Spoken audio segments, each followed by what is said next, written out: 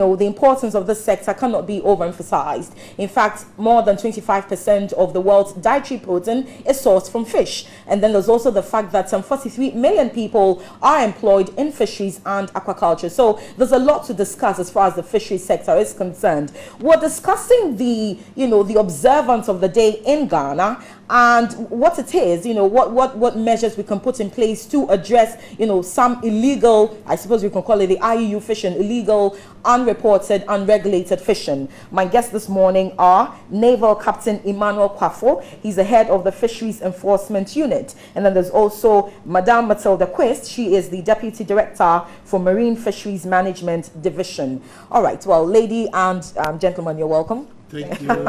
Okay, so I saw a recent report by the UN which reports that, well, more than 2/3 of the world's fisheries have collapsed because we're overfishing. So, it takes me to my very first question. What is overfishing? Why should there be a cap on how much fish we catch to sell and consume?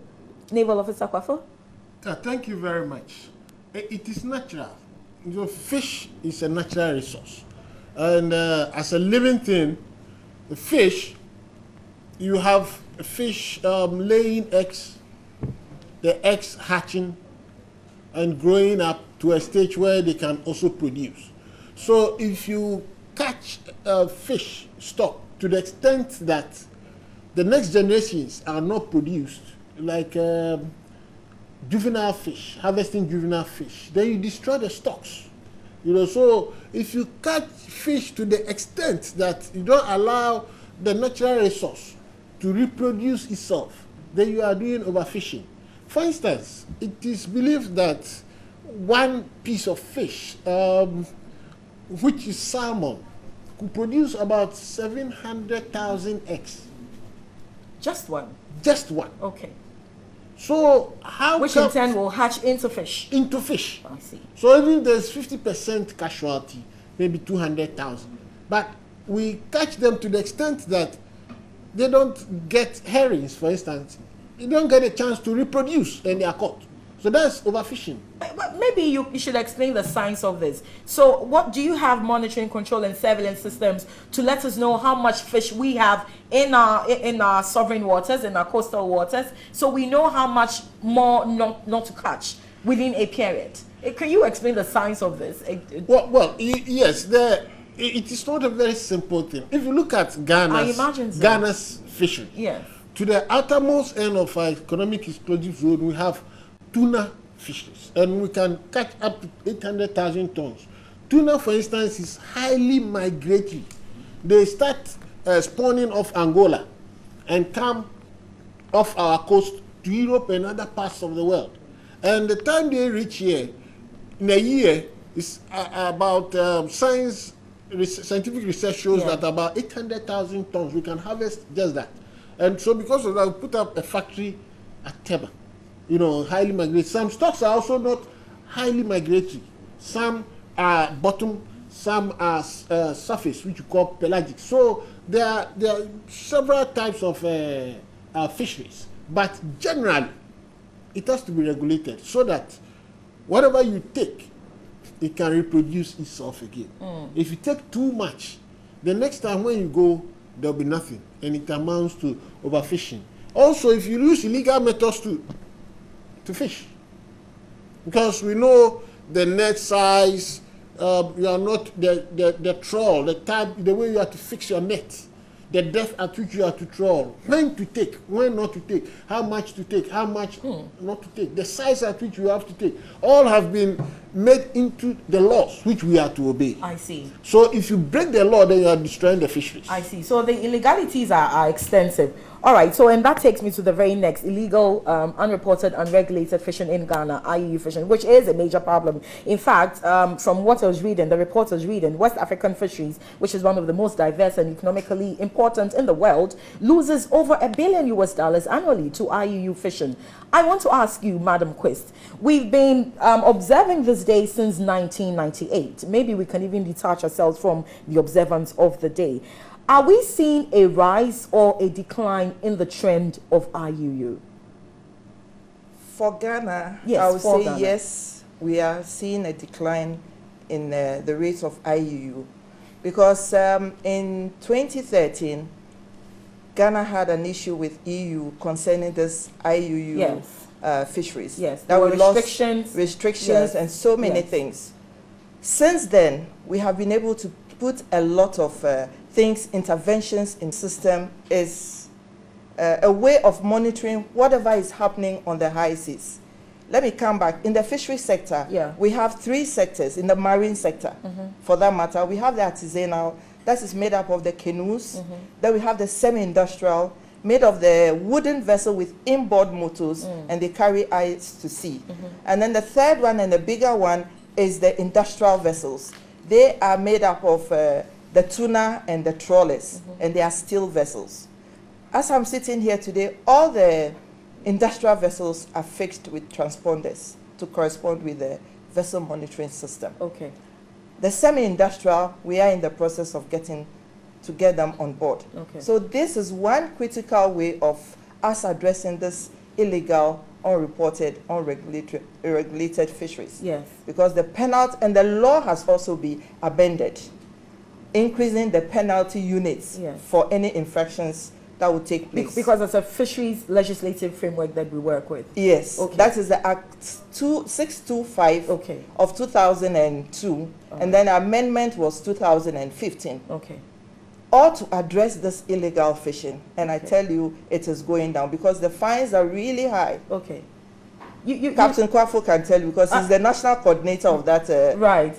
enforcement unit. Okay, so then Captain Kwafo, you tell us, so how much of a decline have we seen? I like to work with figures because figures don't lie. So before the amendment of this law in 2013, after the EU sanctions, you know, how much of a decline have we seen since? Well, we look at decline, we have to look at a specific sector. Yes. Canoes, for instance, as at 2005, annually they could land about 500,000 tons of fish, to talk of sardinella and others, pelagic, anchovies and this. But as at last year, which was on the high side? Yes, the maximum. Okay. But as at last year, I'm sure less than 100,000 tons. Okay, you're sure? Yes, less than 100,000 tons. Most of our fish now we import. Most of the fish that we consume, we import. So, like Madam said, one of the things that the ministry has done that is very helpful now is the amendment of the law to come to international standards, because fish is a source of livelihood in terms of employment. It's also food for mankind. Yes. You know, so penalties should be deterrent in themselves. Yes. So Act 880 has come to do us a lot of good. The last time, about a month ago, that we've got a fisheries settlement committee chaired by a lawyer from the Attorney General's department. A vessel that committed an offense, it was to fish with a 60 millimeter net, a net with a diameter of 60 millimeters, and it used 40 millimeters. Previously, the fine was only 500 penalty units, which amounted to 6,000 Ghana cedis. But with Act 880, the minimum fine there is cool $1 million. So we gave them just the minimum. Wow. And that $1 million is 3 times the cost of the vessel that went to sea to commit the offense. And that is the global standard.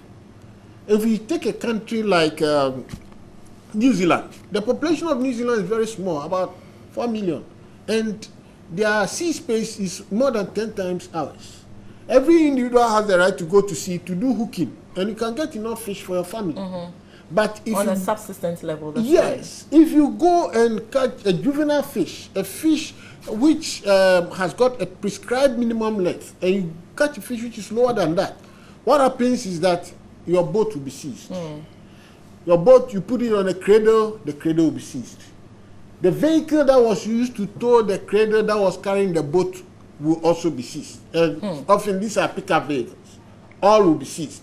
So everybody goes to hook, and obediently, if you catch a juvenile fish, you return it to sea as the law says. And our law also says that if you catch a juvenile fish, return it to sea unharmed. But the penalty was not deterrent. So people made it their business to catch. But now that we have got the rule, the law, Act 880, which is very deterrent, I don't think anybody would like to get a minimum fine of $1 million. That's a lot. You know, so we believe that this gives the system a hope. You know, that if people become more obedient, then the fishery is likely to experience some recovery. I presume perpetrators are mostly foreign nationals? No. Ghanaians, because if you take an enterprise, the Ghanaian will come there, is the managing director. What happens is that these foreigners operate, because our regional maritime university does not teach fishing. So we don't have Ghanaian seamen to man the vessels. So they bring the foreign nationals to occupy those positions. Another problem with the gap between academia and industry. So that is why they are there. But the people who come to bear the brunt of it are Ghanaians. And in the book, they are the managing directors, so you can't go beyond that. Madam Matilda, you wanted to say? Oh, to add on to what he's saying concerning foreigners and the business, the fisheries law prescribes who should be in a particular sector. As I said earlier on, we have 3 sectors that is there now. That is solely Ghanaian. When you come to the semi-industrial, it's also solely Ghanaian. When you go to the industrial, tuna can be partnership, 50-50%. You can have partnership with a foreigner, shareholding with a foreigner. But the trawler sector is also solely Ghanaian. But they are allowed to employ foreign workers to a certain percentage. So in our records, we don't have any company that is foreign owned. They are Ghanaian owned companies. I think another issue we should look at is the growing phenomenon of what do they call the transshipment, where perpetrators evade taxes, you know, because they wouldn't berth at, you know, authorized harbors. They would rather sell their bounty onshore to fishermen. I gather this is costing the nation some $10 million, you know, annually. What is the problem with controlling our territorial waters? Well, the issue is that we're talking about the vessel monitoring systems. For us to detect the presence of a vessel, we have to put transponders on them. So these vessels that engage in illegal transshipment are completely foreign. You know, so they come and we don't have monitoring systems on them. So unless through patrols at sea, we meet them and arrest them. Unless we meet them. But we do a lot of patrols. We do a lot of patrols with the Navy. We go to sea patrol randomly, you know, and under secret movements. We move at midnight and others, you know. So when we get them, I remember some years ago we got some of them, and in fact they have to buy back the vessels, you know. So they are very crafty. Sometimes they even plant agents here. Yes. And you can't tell among the vessels which legally go to sea who are their agents. But that only means that you must strengthen your monitoring, control, and surveillance systems. Yes. Because $10 million a year lost to this is too much to stay aloof. We even plant people. We use the fishermen on board the vessels. We use them. We plant agents in them, get them and use them. But so far they've not reported any of such things. But when they report, we get them because we use some slight, you know, military information gathering, system. Yes, small, Okay. small too. All right. So there's also something about the closed season. I'd like to know what that means. Closed season just means a period where fishermen would not go to sea.